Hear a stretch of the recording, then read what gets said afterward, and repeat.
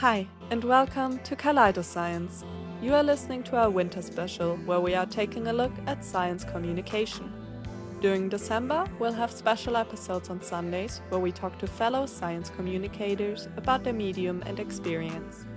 In January, we'll go back to our schedule and we will take a look at the research behind science communication.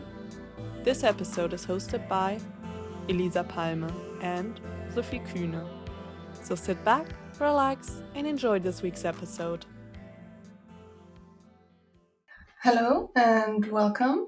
In this episode, we're talking to Shema Turk, who is a doctoral student and a psychotherapist in training at the University of Heidelberg, and Julia Ruf, who also holds a master's degree in psychology and is a licensed psychotherapist.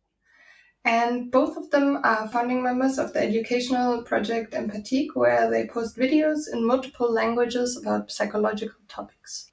Welcome. Thank you that you're here. Thank you as well for inviting us. And as always, at the beginning of our episode, we play a short get-to-know game where you get 3 sentence beginnings, and I would ask you to finish them as spontaneously as you can. The first sentence is, as a kid, I always wanted to be. A fashion designer. Nice. It's the most interesting one, I think, because mine is really standard. I think I always wanted to be a teacher or architect, something like that. Nice. The second sentence, currently, I'm most fascinated by.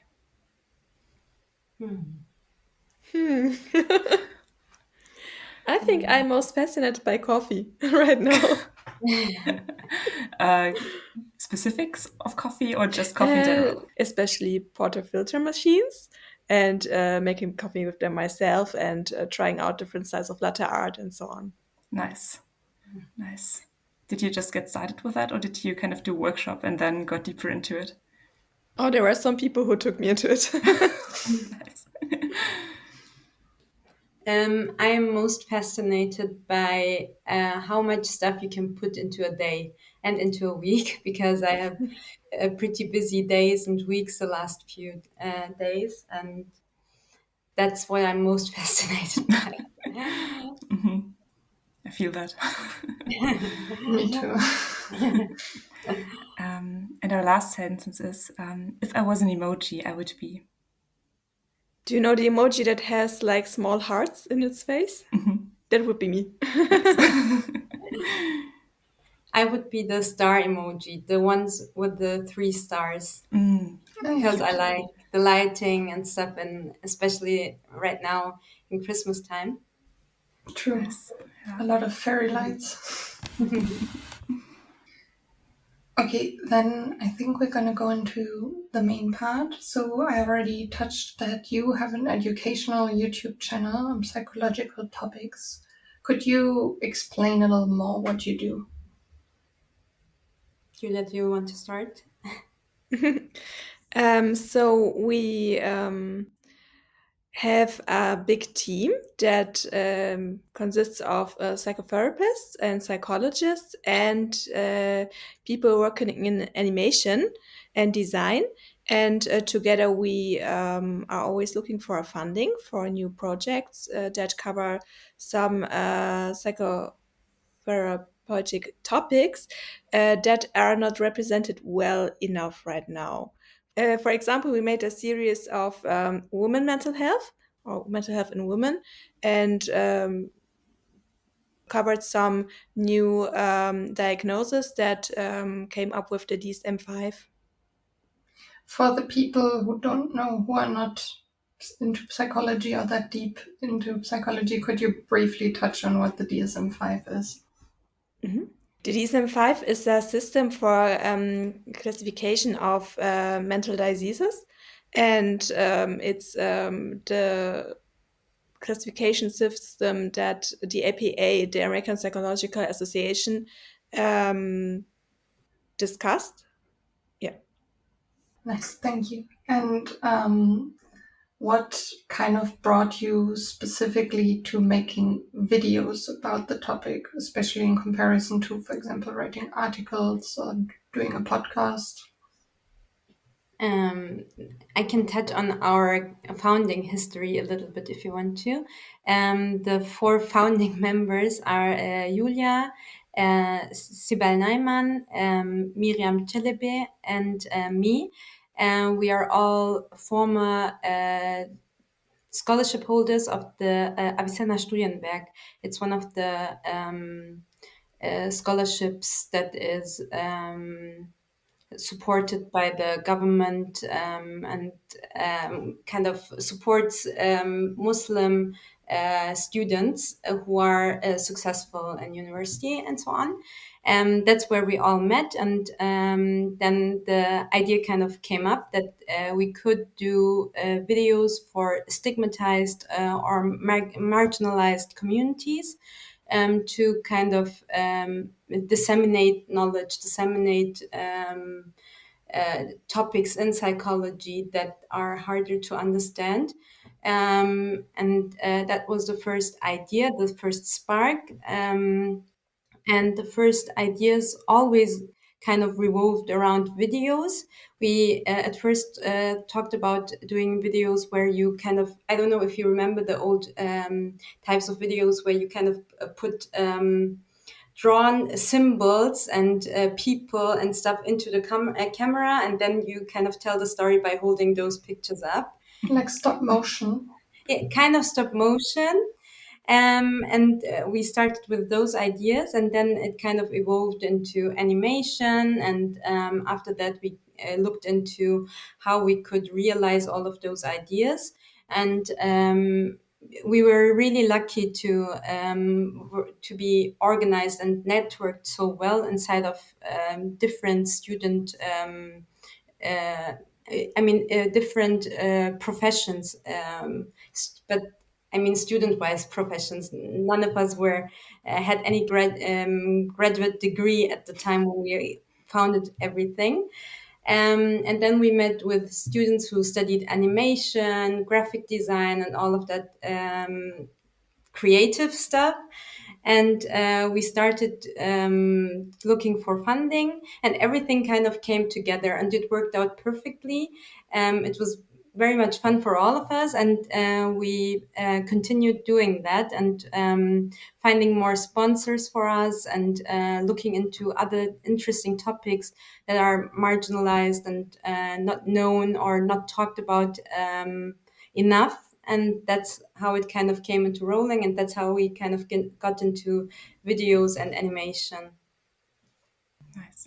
How long have you been working on Empathique now? I think we started 2019. Yes. Nice. Before Corona. Yeah. I was just counting back, it's right before COVID. And yes. And how many people are working together for your project? That's a good question, because we have a really big team.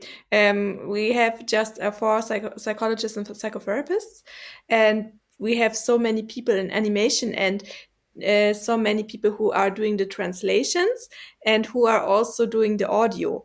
So we have a very big team, but people are also sometimes they don't have time to take part in one project and they take part in the next. So they are also switching a lot. It's hard to say how many people we actually are. Okay, so it's a little bit flexible. Yes, maybe up to 20 people or more, even 20 to 30 people with the people who do translation and audio and so on. That's impressive. Excellent. And what do you think, like, because you make video animations and videos, do you think anything is, this makes it easier, or like are there parts that make it easier to display or like explain psychological phenomena, or are there parts that make it more difficult? Like, what would you say are kind of the advantages and disadvantages of your medium? I think the first thing that came to my mind is that we live in a more visualized society nowadays. So I think a big advantage of our work is that things are watched a lot, and thus we kind of have the advantage of being watched as well instead of being read. And that's one big advantage that we have. Um, Julia, you can add to that if you want to. I also wanted to say that animation gives the possibility to illustrate things that are not easy to comprehend. It helps a lot with comprehension. For example, if you want to animate dissociative symptoms and you don't know how, you can just add a fog around the person and it makes it more comprehensive for the viewer what is meant by that. Or we had a video of schizophrenia, and there our character had like acoustic hallucinations, and it was also very good that our audio team could just layer some audio on top, so it could make it comprehensive for the viewer how a schizophrenia and acoustic hallucinations might feel. Yeah. Sometimes you can express those things in words and, for example, talk about acoustic hallucinations, but sometimes people don't even get the description or they can't really understand what's meant by that. And I think the biggest advantage is that if you see it or if you kind of I mean, we tell a story in all of our videos, and if you see how someone experiences something, it adds a different layer to it, and it kind of makes it more approachable and understandable. How's the process there? So when you are working on a video, do you sit together in a team and discuss on how to make it best visible, or how to make it most easily to comprehend? Or is it more that one person takes the lead on something? How is the process there usually? Yeah, Julia. Actually, we're discussing a lot.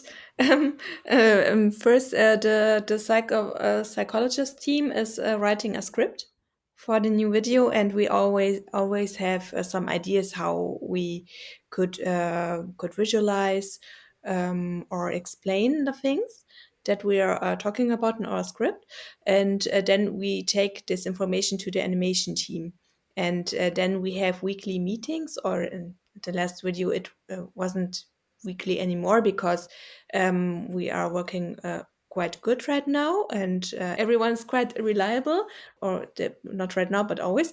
So we have bigger gaps between our meetings, and yeah, so it comes together as a team. And we sometimes also have some kind of model that we kind of build the story around. So we use some kind of element, either in the person's story, with the person that we're talking about, the person that's experiencing something. We take an element out of that, or a model from psychotherapeutic handbooks or whatever. So we have some kind of source where we take a model or something, and then we use that element and try to build our story around that and use that as a symbol sometimes, and we build on that. Sometimes that happens as well, but it's a really creative process, so it's different every time. And what would you say is the most interesting thing you have learned doing science communication? It doesn't need to be content-wise necessarily. It can also just be like related to doing that. I think for me it was very interesting to learn how expensive and how much work goes into animation. I was quite shocked when we were looking for animators in the first place, and for designers in the first place, and had to figure out that we need a lot of money for our project. Yeah, that was quite shocking.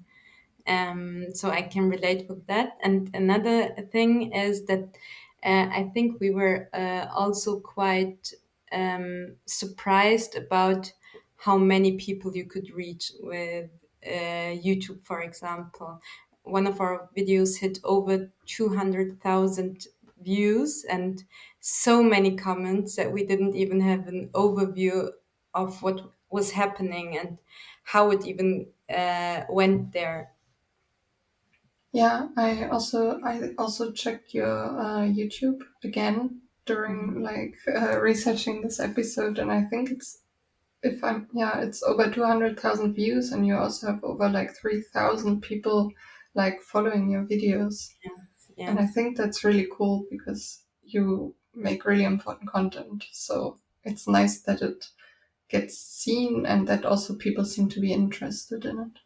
Yeah, thank you. It means a lot to us as well that it's kind of successful and it shows in the numbers.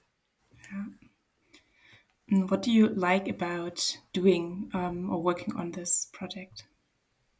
Just really broadly. I think for me, the biggest thing is that I'm learning something every time because, I mean, I was studying everything and I learned it for my exams and so on, but it's a different kind of learning for every episode that we're doing because I kind of get a comprehensive understanding of whatever we're talking about. And I especially love the creative part. I especially love to kind of combine it with pictures, with stories, with whatever is happening in that video. I think for me, the best moment is always seeing the final product when everything came together and we watched the whole video for the first time. How long does it take you usually, from the moment you have an idea for a video to the point where you're like, okay, this is ready, we can upload this, just a rough estimate? It takes too much time, like half a year. At least. Yes, because we always have to get funding, and after we got funding, we have to get the team together again and work on the script and the videos, animation. So a lot of work goes into Yes. each single one of these videos. It's very nice, but also probably very it seems so large scale for a video of 10 minutes, but if you know all the background, all the knowledge that is needed and all the different steps, it obviously makes sense. So Yes, and in the end, we are all working. So also our animation team is also working. Already we ain't students anymore, so we have to combine our schedules. yes, I think this is also very relatable looking at the podcast team. Do you yourself consume any kind of science communication, and do you have formats you really enjoy consuming? When I had Instagram, I consumed a lot of science communication pages there and on YouTube as well. So I did that when I was in school up until now that I look up, I don't know, sometimes historical stuff or psychological stuff. So it's a wide range of things that I look into. Me too. I also look for a science communication content on Instagram, for example, like other psychotherapists that are sharing things, but also on YouTube. And we had the chance to take part in a YouTube program. Was it last year or the year before? Last year, I think. Okay, no, it was 2 years ago, I think. Could be. It started 2 years ago. Okay, and the program started 2 years ago, and there we met a lot of other creators, and I love to watch their videos on YouTube. That's very nice. Do you would you recommend any of these other creators? Do you have anybody where you're like, oh, Yes, for example, I can recommend Ruth McAuliffe is her name. I can write it later. She makes a lot of content on eating disorders. And as I like to work a lot with eating disorders, I like to watch her videos. that's very nice. Nice. Do you still have anything you want to share with us about your project? like anything we didn't ask about, or like anything you would like to go into more detail in? I think in general, we would be really happy if people kind of supported our work and looked into it and just shared it wherever it's kind of wherever it makes sense. For example, we have the idea, or it would be cool if it is shared in therapeutic settings as well, for example, for patients to share it with them, for example, but also in different settings. So that's in general. And specifically, we're also open for different kind of suggestions on how to improve our work, or if people kind of think that we should do things differently, we're open for that. Julia, do you want to add something? I think what makes our video special is that we are really trying to make diverse videos and diverse animation. And I think that's something that is missing a lot in science communication.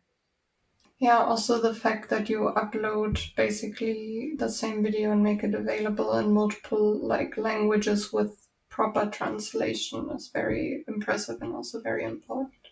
Could you maybe, for our listeners who haven't checked out you yet, just name the languages you usually do the translation for?